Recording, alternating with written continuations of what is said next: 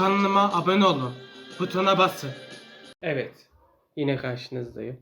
Bugünkü konumuz Türkmenistan nasıl kurtulur?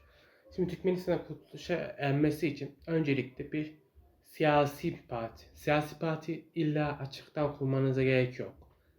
İçeriden mesela şöyle de kurabilirsiniz siyasi partiyi.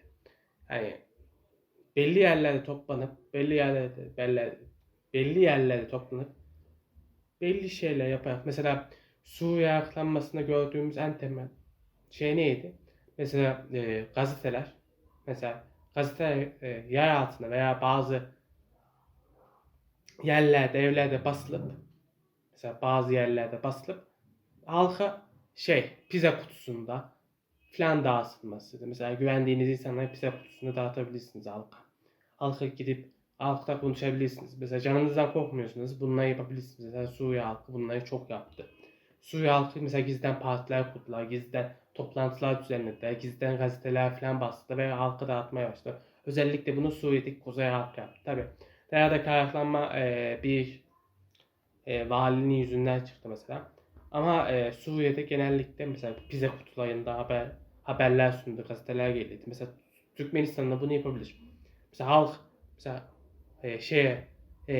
mesela Kurban Kula'ya karşı olan halk konuşabilir mesela. Halkla konuşabilir veya gizliden gazeteler basabilir. Mesela Türkiye'nin Kurtuluş Savaşı'na yaptığı gibi gizli gazeteler yapabilir, halka dağıtacak. Bunu yapabilir. Siyasi parti kurabilir. Ama siyasi parti şöyle tek Kurban Kulu'nun diye karşısında değil, gizliden. Hani gizliden kurabilir veya gizliden ağlar kurabilir. Türkmenistan halkı eğer ki bunun gibi faaliyetlerde bulunup hani en azından bunun gibi faaliyetler bulunduğunu görürsek Amerika Birleşik Devletleri, İsrail gibi devletlerden yardım isteyebilir. Ama şu anda Türkmenistan halkı herhangi bir şey yani yapsa bile gözükmediği için, haberleri çıkmadığı için şu anda Amerika Birleşik Devletleri ve İsrail Türkmenistan halkını mutlu sanıyor. Ama bu Türkmenistan halkı gerçekten mutlu değil. Yani en azından ses çıkartmalılar. Mesela nasıl ses çıkartabilirler? Mesela Amerika Birleşik Devletleri'nde Türkmenistan'dan kaçan insanlar eylem yapabilir. Mesela Rusya Federasyonu'na veya Türkiye Cumhuriyeti'ne eylem yapsan hiçbir şey değiştirmiyor. Çünkü Rusya Federasyonu Rusya Federasyonu Türkmenistan'a kullanıyor. Türkiye Cumhuriyeti ile Türkmenistan arasında bozulmamasını çalışıyor. Ama mesela Türkmenistan halkı gidip İsrail veya Amerika Birleşik Devletleri gibi devletlerden yardım isterse en azından her şey değişebilir gibi düşünüyorum ben.